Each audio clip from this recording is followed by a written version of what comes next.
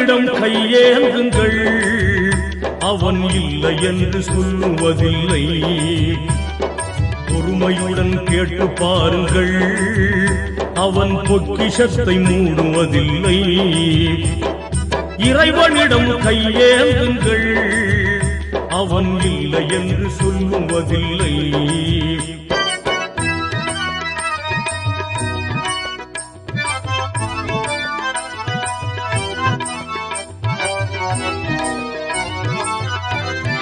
இல்லை என்று சொல்லும் மனம் இல்லாதவன், ஈடு இணை இல்லாத கருணை உள்ளவன், இன்னல் பட்டு எழும் குரலை கேட்கின்றவன், எண்ணங்களை